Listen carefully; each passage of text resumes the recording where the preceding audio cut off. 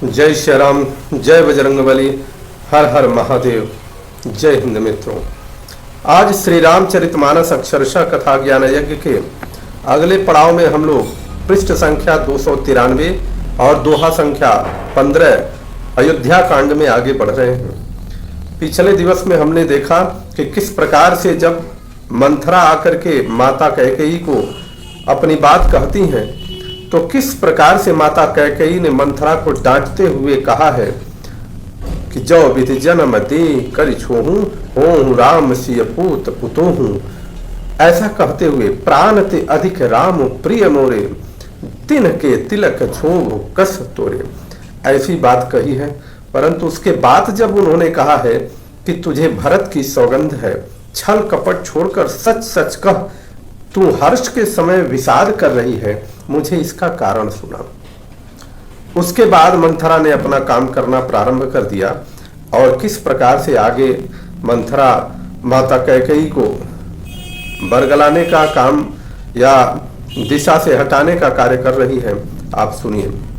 गोस्वामी जी लिखते हैं कि मंथरा कहती है, एक ही बार आस सब पूजी, अब कछु कहब जीभ करी दूजी, फोरे जोगु कपारु अभागा, भले कहत दुख जौरे ही लागा।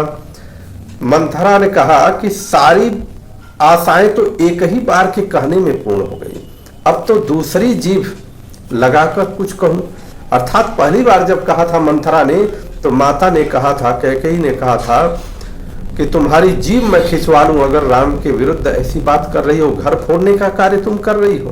तो अब ये कह रही है कि अब तो दूसरी जीभ लगवा लूं तब कहूं।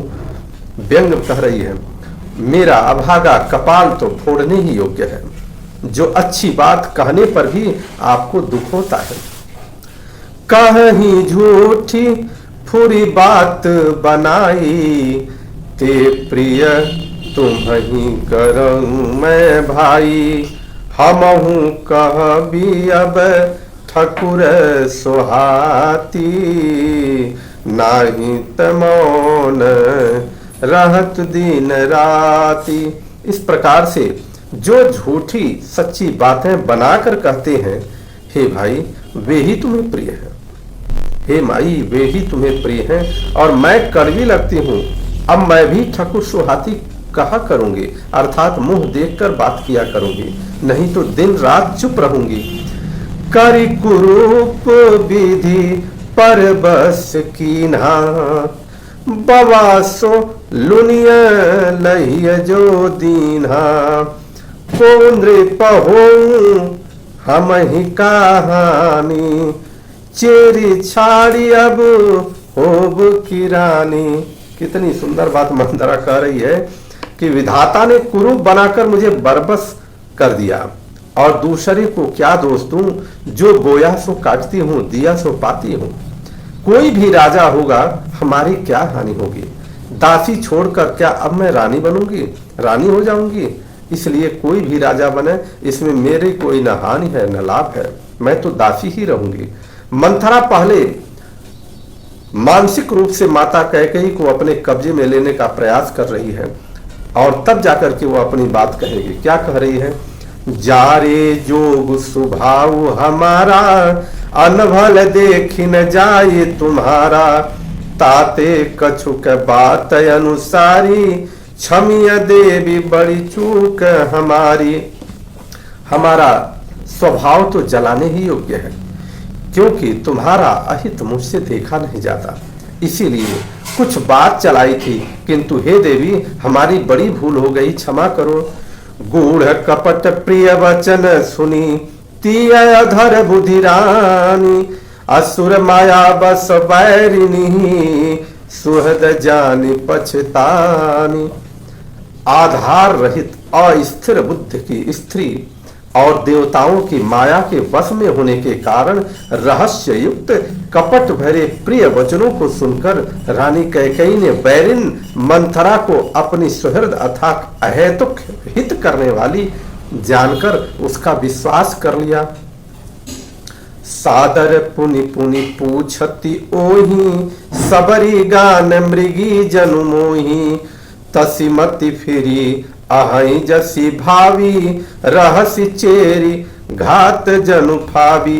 बार बार रानी उससे आदर के साथ पूछ रही हैं, मानो भीलनी के गान से हिरनी मोहित हो गई हो। अर्थात मंथरा ने जो भी सुनाया अब रानी को अपने बस में कर लिया।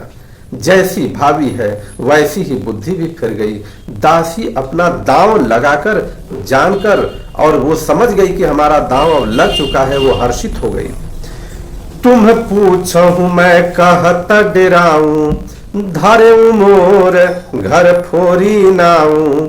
सज प्रतीति बहु विधि गढ़ी छोली, अवध 7:30 तब बोली। तुम पूछती हो किंतु मैं कहते डरती हूँ, क्योंकि तुमने पहले ही मेरा नाम घर फोड़ी रख दिया है। बहुत तरह से गढ़ छोड़ कर खूब विश्वास जमाकर तब वह अयोध्या की 7:30 अर्थात शनि की जो 7.5 वर्ष की दशा रूपी मंथरा है वह बोलती है। क्या बोली? प्रिय सिय राम कहा तुम रानी, राम ही तुम प्रिय सो फुरी पानी। रहा प्रथम अब ते दिन बीते, समौ फिरे रिपु हो ही पीरीते। हे रानी, तुमने जो कहा कि मुझे सीताराम प्रिय है और राम को तुम प्रिय हो, सो यह बात सच्ची है, परंतु यह बात पहले थी। वे दिन अब बीत गए। पहले तुम राम को प्रिय थी, अब ये बीत गए। किस तरह से मंथरा अपना चक्र भी लगा रही है। समय फिर जाने पर मित्र भी शत्रु हो जाते हैं। भानु कमल कुल पोषनिहारा, बिनु जल जारी करई सोई छारा। जारी तुम्हारी चह सबती उखारी, अरुधहु करी उपाऊ बरबारी। सूर्य कमल के कुल का पालन करने वाला है, पर बिना जल के ही वही सूर्य उनको जलाकर भस्म कर देता है। सौत कौशल्या तुम्हारी जड़ उखाड़ना चाहती है, अतः उपाय रूपी श्रेष्ठ बाण लगाकर उसे रूध दो। वह बता रही है कि कौशल्या जी अब तुम्हारी जड़ को उखाड़ना चाह रही हैं, तुम्हें अब उसको बाण लगाना पड़ेगा। कैसे? तुम ही न सोचु सोहाग बल, निज बस जानऊ राऊ। मन मलिन मुह मीठ नृपु, राउर सरल स्वभाव। तुमको अपने सुहाग के बल पर कुछ भी सोच नहीं है। राजा को अपने बस में जानती हो, किंतु राजा मन के मैले और मुंह के मीठे हैं और आपका सीधा स्वभाव है। यह बात मंथरा चतुराई से कहती है, किस प्रकार से अब उनकी बुद्धि फेरने का काम करती है। चतुर गंभीर राम महतारी, बीच पाई निज बात समारी। पठये भरत भूपन नियौरे, राम मातु मत जानब रौरे। कितनी बात कह रही है मंथरा कि राम की माता कौशल्या बड़ी चतुर और गंभीर है। उसने मौका पाकर अपनी बात बना ली। क्यों? राजा ने तो भरत को ननिहाल भेज दिया और उसमें आप बस राम की माता की ही सलाह समझिए। मतलब ये सारी योजना राम की माता की है कि भरत को पहले ननिहाल भेज दिया जाए। से वही सकल सवती मोहिनी के, गर्वित भरत मातु बल पी के।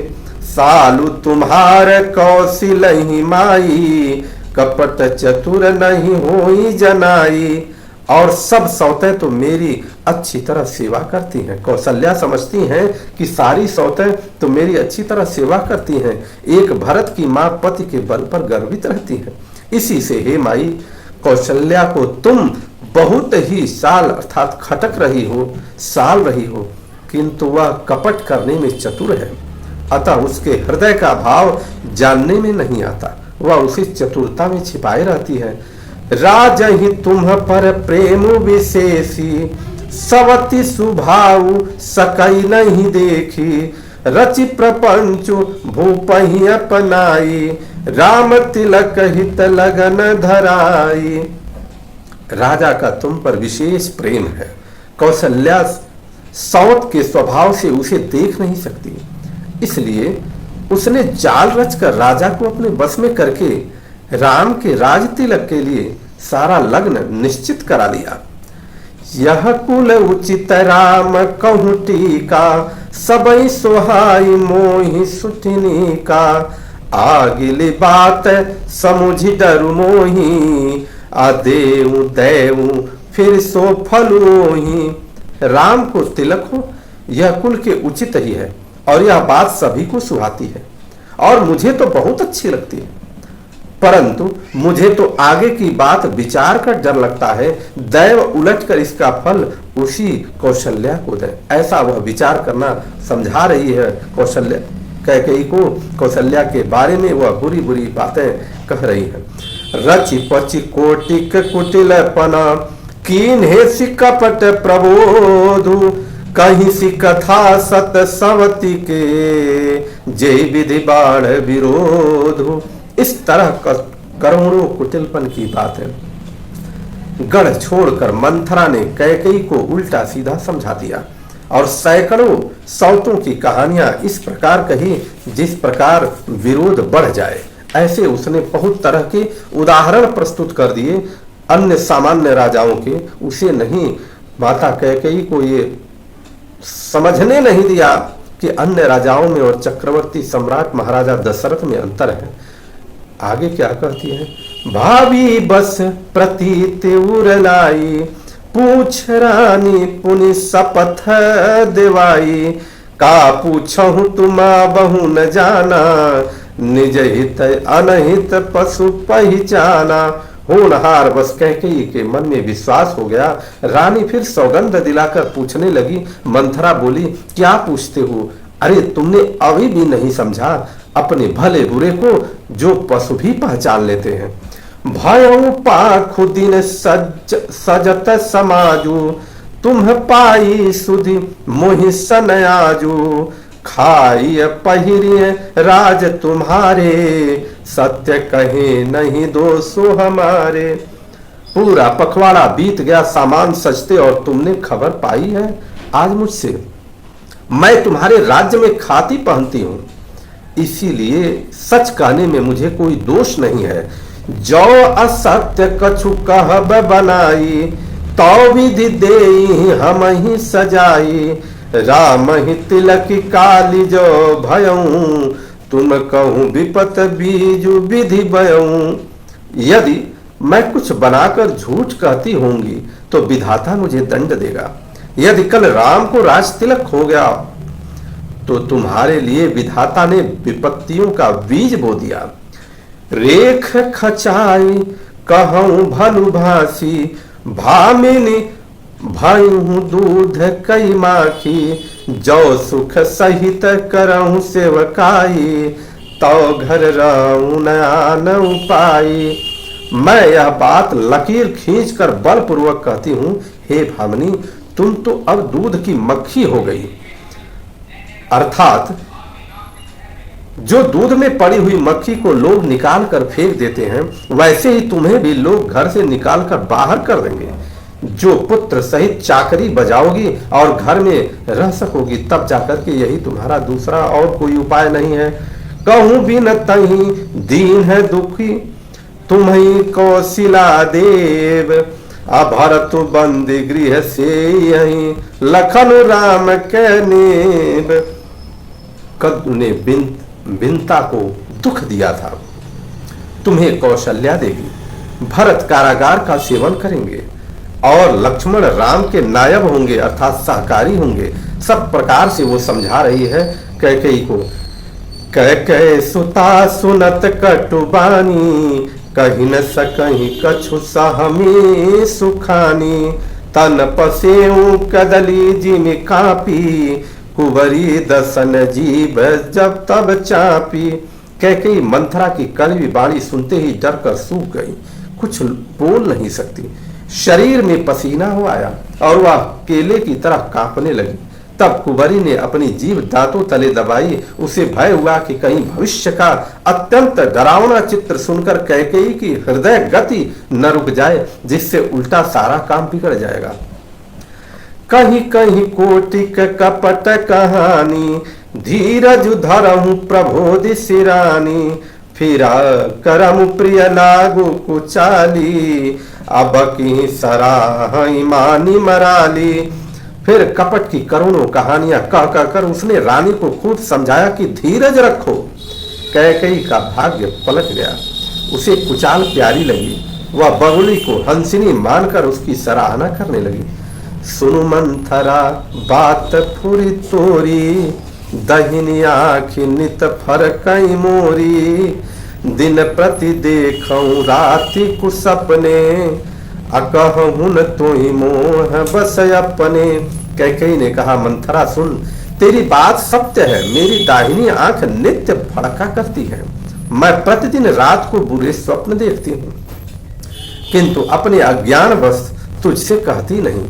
काहे करो सखी सुख सुध सुभाऊ, दाहिन बामन जानऊ काऊ। सखी क्या करूं, मेरा तो सीधा स्वभाव है, मैं दाया बाया कुछ भी नहीं जानती। अपने चलत नयाज लगी, अनभल काहू ककीन। अकेहिया गई कहीं बार मोई, दया दुसह दुख दीन। अपने चलते जहां तक मेरा बस चला, मैंने आज तक कभी किसी का बुरा नहीं किया है। फिर न जाने किस पाप से दैव ने मुझे एक ही साथ या दूसरा दुख दिया है। बोलिए प्रभु श्री रामचंद्र की जय।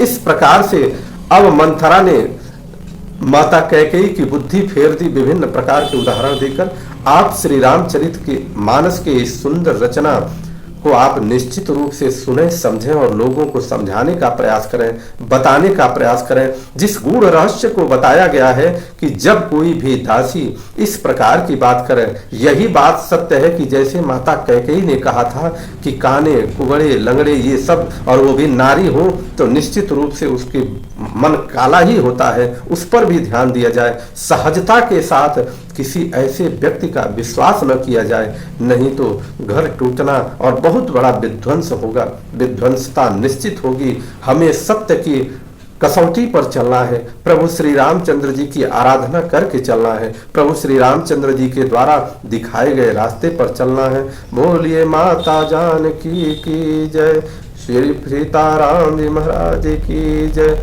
हनुमान जी महाराज की जय, चारों भाइयों की जय, अयोध्या धाम की जय, गुरु वशिष्ठ की जय, माता पार्वती की जय। हर हर महादेव।